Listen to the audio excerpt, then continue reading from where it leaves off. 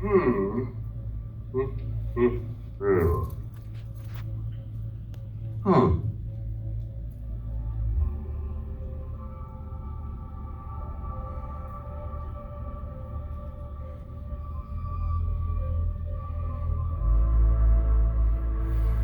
These are very interesting, Miss O'Neill. Very interesting. As the basis for a comic book, I think the idea is just too far-fetched.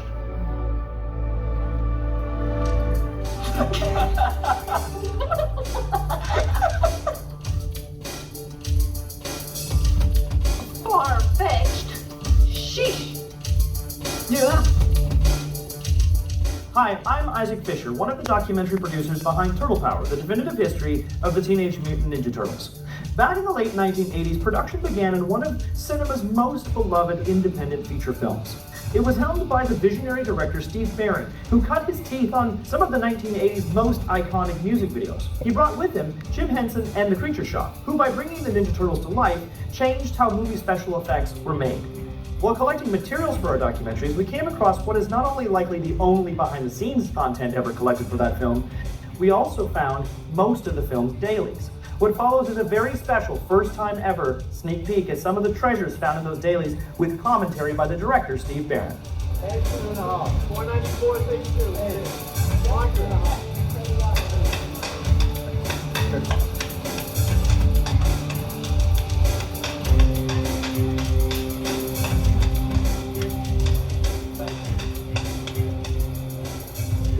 mad enough to, certainly unique enough to really get my interest. And then as I went into them and started feeling the spirit that Kevin and Peter had put into these characters, I felt more and more that, this could be really interesting.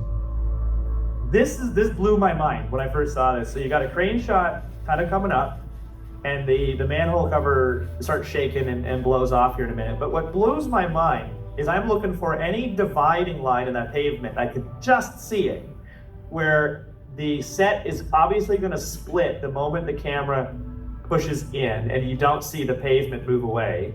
This must have been so technical. Yeah, we did. I think we split it apart as we were going through. It was really a nod to an Orson Welles film, which went through a skylight. And you think, how did they get through the skylight? How did they get beyond it? The set was moved apart. So we genius.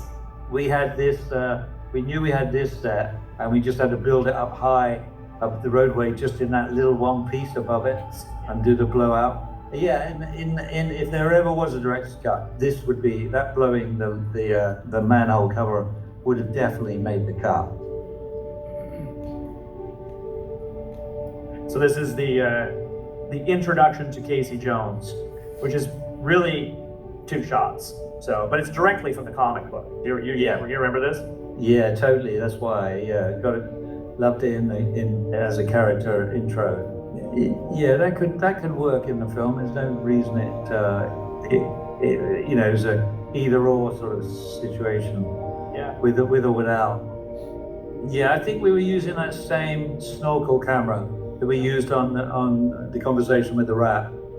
And I guess Tetsu's supposed to be tying a bandana to his shoulder.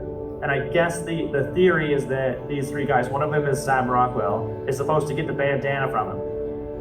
And she's just gonna, and he like, boom, boom, boom. It obviously comes back now, but it's supposed to show how amazing he is, and you can't Touch him. Yeah. You can't touch him. I don't know how much coverage we got. We probably couldn't actually. I mean, we ran out of time. A lot of days of shooting, and to get those extra shots to make a sequence work. Because to shoot it all in 7 weeks was like bonkers. But completely bonkers. When they can't. This is their vision, and to suddenly get there and see it, you can see. That's beautiful. They were blown away by it, and I think I think I suppose they could never really imagine how they'd feel in that moment.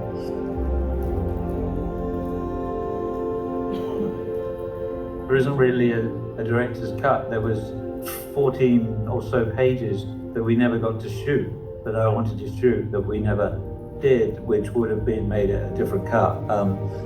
So there isn't really, a different cut. We used most of everything. That was just a taste of literally dozens of hours of content we have collected over the past 15 years telling the stories of the Teenage Mutant Ninja Turtles. We are making all of that archive content and more available on BackerKit for a very limited window. On there you will find an over 4-hour documentary picking up where Turtle Power left off, along with a coffee table book and exclusive Playmate-style action figures of Easton and Laird and an unproduced character from the earliest days at Playmates Toys. Join us on BackerKit before it's too late.